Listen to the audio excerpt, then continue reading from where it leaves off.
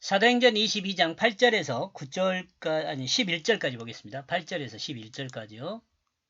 그러므로 나는 대답하게 되었다. 주여, 당신은 누구로 있습니까? 그러므로 그는 나를 향하여 말했다. 나는 그 나사렛 예수로 있다.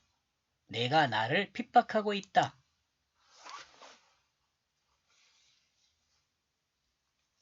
사울은 대답했습니다. 주여, 당신은 누구로 있습니까? 그러자 하늘에서 들리는 음성은 나는 내가 핍박하는 그 나사렛 예수로 있다. 바울은 예수를 핍박했는데 주님은 바울을 희망으로 부르고 있습니다. 그렇다면 우리도 주님의 희망이 될 수 있는가? 나도 주님의 희망이 될 수 있는가? 생각해봐요. 되어야죠. 우리는 이렇게 예라고 대답을 해야 합니다. 네, 주님, 나 주님의 희망입니다. 라고 대답을 해야죠. 9절, 나와 함께 있는 사람들은 확실히 빛을 보면서도 또한 그들은 그 소리를 듣지 못하였다. 그가 나에게 하고 있는 그 말을, 요것은 여러분이 기도 응답을 받는 게 이런 거예요. 이렇게 들려요. 여러분이 기도 응답을 받으면 신기하죠. 여러분이 기도하면 하나님께서 음성을 들려주고 그런 거 있잖아요. 그러니까 옆에 있는 사람도 듣고 나도 듣고 그런 음성을 들려주는 게 아니에요. 분명히 소리가 들려요. 근데 그 소리는요, 사운드가 아니에요. 내 마음으로 듣는 소리죠. 내 마음으로 듣는 소리. 지금 여기 바울이 들었던 음성은 뭐예요? 마음으로 듣는 소리예요. 이 마음으로 듣는 소리는요, 강력하게 들릴 때는요, 천둥 소리 같이 들려요. 해보세요. 경험을 해보세요. 경험을 해보세요. 여러분들이 기도하면 음성이 들려요. 또 모든 것이 보이기도 해요. 그래서 우리가 하나님을 향하여 기도하고 이렇게 되면 듣고 볼 수 있게 돼요. 듣고 볼 수 있게 돼. 이 듣고 볼 수 있게 된 역사를 우리에게 가르쳐 주기 위해서 예수님은 소경을 치료하시고 귀머거리를 고치셨어요. 또 하나님께 기도할 수 있도록 벙어리를 고치셨어요. 이런 게요. 그냥 한 환자를 고쳤다 이 개념이 아니라 우리를 고쳐준 거예요. 어떻게요? 하나님과 관계할 수 있는 상태를 만들어주는 것을 알아들을 수 있도록 눈을 열어주시고 귀를 열어주시고 또 벙어리가 말할 수 있게 해준 거예요. 자, 여기서 이 말하는 의미 알겠죠? 사울이었을 때 사울이 하늘에서 들리는 음성을 들었어요. 사울은 분명하게. 근데 그 함께한 자들은 빛은 보았어도 소리는 듣지 못했어요. 우리가 기도 응답 받을 때도 어쩐다고요? 이와 같아요. 여러분 기도 열심히 해보세요. 음성 들으려고만 기도하지 말고 설득되는 게 중요하니까. 이 지금 사울이 저 음성을 듣고 나서 하나님께 설득되잖아요. 바울과 함께 다메섹으로 가던 사람들도 하늘로부터 그 빛을 보았습니다. 그러나 그들은 하늘로부터 들려오는 그 소리는 듣지 못했어요. 말씀을 들어야 은혜가 있어요. 우리는 어떻게 산다고요? 떡으로만 살 것이 아니라 이 말씀으로 살아요. 떡으로만. 이 떡이 중요하지 않다는 이야기가 아니에요. 말씀이 더 중요하다는 떡보다. 근데 제가 좀 나름대로는 열심히 증거한다고 하는데 듣는 사람이 별로 없는데 혹시 이 내용을 듣는 사람은 옆에 사람들한테 좀 공유해서 같이 좀 들으세요. 뭐 나한테 좋은 게 아니고 여러분한테 좋아요. 물론 나도 이렇게 공부하면서 나한테는 좋은 것은 충분히 누리죠. 이 세상의 모든 사람은 하나님 말씀을 육신의 눈으로 볼 수 있습니다. 하나님 말씀을 육신의 눈으로 봐요. 성경 볼 수 있어요. 마치 하늘의 빛을 보는 것과 같아요. 그러나 하나님 말씀을 듣지는 못해요. 여러분 이런 사람 많지요. 성경 읽기는 읽어요. 근데 하나님의 마음을 하나님께서 들려주시는 그 소리는 듣지를 못해요. 성령을 받아야 그 소리를 들을 수 있거든요. 하나님의 뜻으로 알아듣지를 못해요, 성경을. 그러니까 K 모씨 같은 경우는 스님들한테 가서 이야기할 때 그 이상한 이야기 하는 거 역사적 예수가 사실이냐 거짓이냐 걷다고 이야기는 하고 있어요. 여러분 그런 거 유튜브 봐보세요. 엄청 조회수 많아요. 근데요, 저같이 이렇게 온전한 복음을 증거하는 내용은 듣는 사람이 별로 없네요.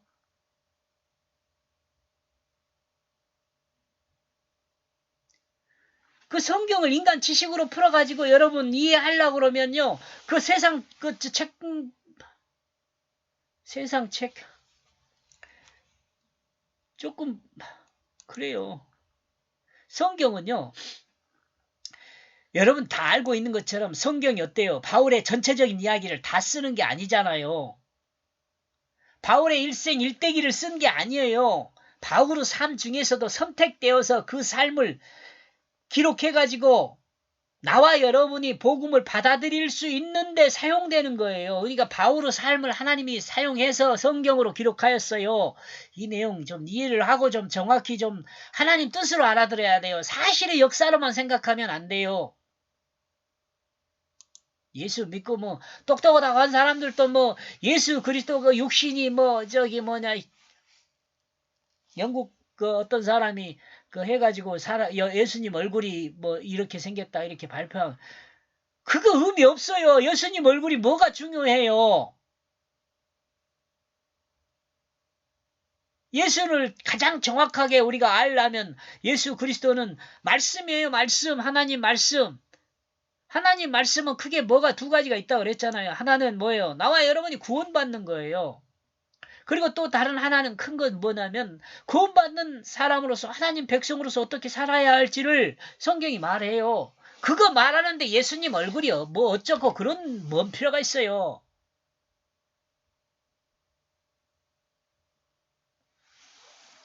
제가 또 지금 이상하게 좀 열이 난 것 같은데 가라앉히고 또 다시 천천히 해봅시다.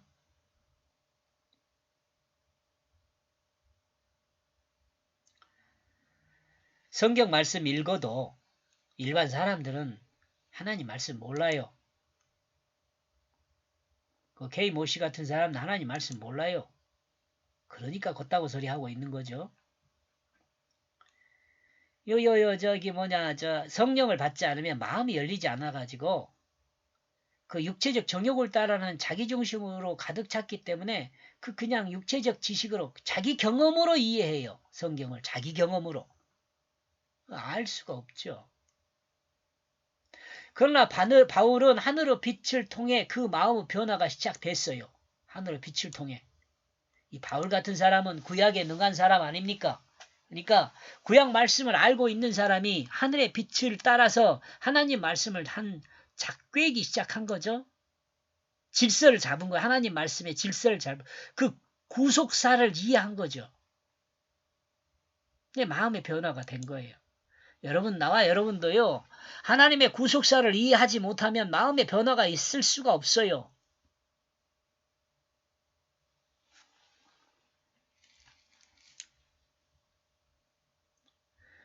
그러므로 하늘에서 들리는 주님의 음성을 들을 수 있었습니다. 마음의 변화가 있어가지고 그런 사람은 하늘의 음성이 들려요. 사운드가 아니라 소리가 아니라 말씀으로 들려요. 나는 들어도 다른 사람은 듣지 못한 그 말씀으로 들린단 말이에요.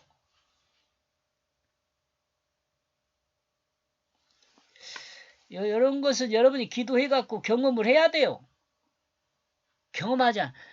가끔 가다 이런 음성 듣는 것도요. 또 저 이상한 소리 듣는 사람도 있으니까 또 참 너무 강조해서 말을 못하겠네요. 그 빛을 통해 자신을 돌아보는 귀가 열리게 됩니다. 이 말을 이해할 수 있을지 모르겠지만 아무튼 이해했으면 좋겠어요. 그러므로 나는 말한다. 10절입니다. 내가 어떻게 해야 합니까? 내가 어떻게 해야 합니까? 주여. 그러므로 그 주님은 말했다. 나를 향하여 너는 일어나 다메섹을 향하여 들어가라. 나를 향하여 일어나. 그 주님 말했다. 나를 향하여 너는 일어나 다메섹을 향하여 들어가라. 거기서 그가 너에게 말하게 될 것이다. 너에게 어떻게 행할 것인지에 대하여 정하여진 모든 것을.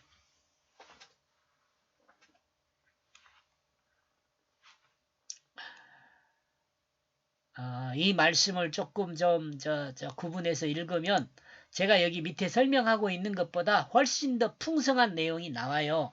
제가 조금 게을러 가지고 그런 내용은 다 기록을 안 했지만 여러분 한 번 더 읽어보세요. 바울의 인생 변화의 원인은 하늘로부터 그 빛으로 계시된 다메섹의 주님의 모습입니다. 그리고 주님의 음성입니다. 그러므로 바울은 그 주님을 향하여 자신을 어떻게 해야 할지를 물었습니다. 주님을 향하여 어떻게 해야 할지를 물었어요. 이 바울이 일어나는 게 누구를 향하여 일어나요? 주님을 향하여 일어나잖아요. 주님을 향하여 일어나잖아요. 바울의 질문에 주님은 너는 일어나 다메섹으로 들어가라. 어떤 사람을 만날 것인데 그는 너에게 정한 모든 것을 말할 것이라고 말씀해 주십니다. 11절 그러나 또한 나는 볼 수 없었다. 지금 여러분 여기 잠깐요. 여러분 이 이야기는 지금 누구한테 한 이야기예요? 그 자기를 잡아 뜯으러 패고 있던 그 유대인들을 향하여 말하는 거예요. 어떻게 하면 유대인들을 바울 자신과 같이 설득할 수 있을까 그 생각을 가지고 말하고 있는 거예요. 자신의 경험으로 그런 경험을 하면서 자기가 변화됐으니까 유대인들도 그런 변화를 가질 수 있지 않을까 이런 생각을 했을 수 있죠. 그 사람의 그 빛의 그 광채로 인하여 나는 나와 함께한 사람들의 손에 끌렸다.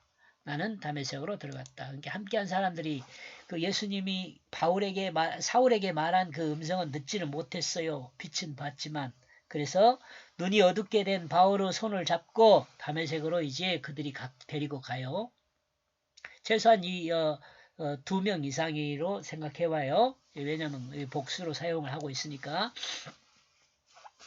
바울은 주님의 광채로 인하여 자신의 눈으로 주변을 볼 수 없었습니다. 바울은 주님의 빛으로 인하여 자신의 눈으로 보는 세상에 그 눈이 감겼습니다. 우리가 예수님의 말씀을 제대로 이해하면요. 세상을 보는 눈이 바뀌어요. 세상을 보는 눈이 바뀌어. 그러니까 세상을 보는 눈이 바뀐다니까 뭐 눈이 삿발뜨기가 된다 그런 말이 아니라 세속적인 눈이 아니라 성령, 이거죠. 하나님의 시각으로 보게 되는 거죠. 뭐가 문제인지를 볼 수 있게 돼요.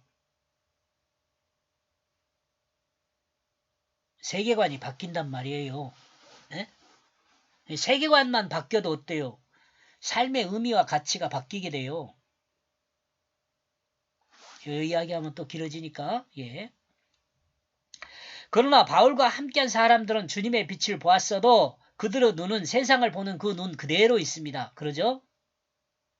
이런 이유로 바울은 자신과 함께한 사람들의 손에 이끌려 다메섹으로 들어갈 수밖에 없었습니다. 그리스도인의 가장 큰 변화는 육체의 정욕을 따른 자기중심의 눈으로 세상을 보지 않게 된다는 것입니다. 그리스도인의 가장 큰 변화죠. 자기중심의 눈보다는 더 밝은 빛으로 인하여 세상을 새롭게 보게 됩니다. 여러분에게도 이와 같은 눈이 열리기를 주님의 이름으로 축원합니다. 그리스도인은 비그리스도인과 동일하게 세상을 살지만 동일하게가 아니고 동일한 세상 안에 살지만 그 비그리스도인과 동일한 세상 안에 살지만 세상을 바라보는 그 관점이 다릅니다. 그리스도인은 정욕을 따른 자기중심으로 세상을 보는 것이 아니라 하나님 뜻을 따라 진실한 사랑으로 섬겨야 할 그 대상으로 세상을 봅니다. 이 세상은요, 그리스도인이 섬겨야 할 대상이 되는 거예요.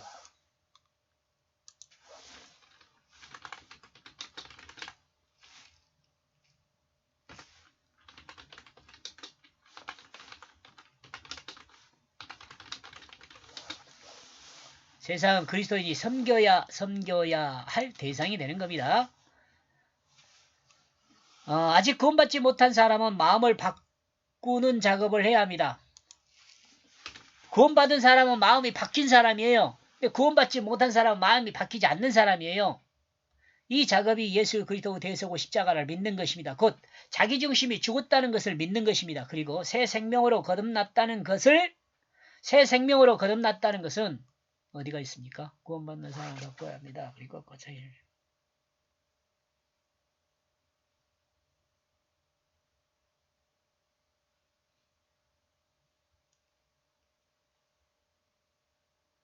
거듭난 것을 믿어야 합니다. 해야를 적고요.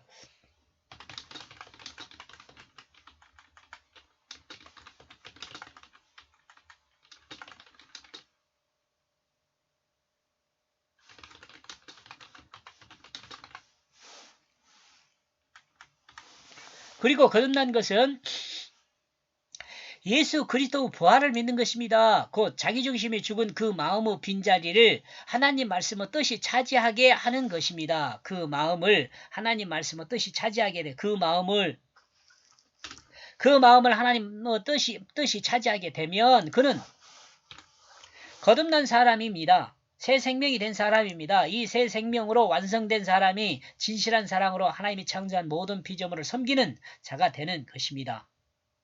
이렇게 해서 6절에서 11절까지의 내용을 정리를 하면 주님을 핍박한 바울은 다메섹 계시로 새 출발을 했다. 이렇게 정리해 볼 수 있겠습니다. 여기까지 보겠습니다. 고맙습니다.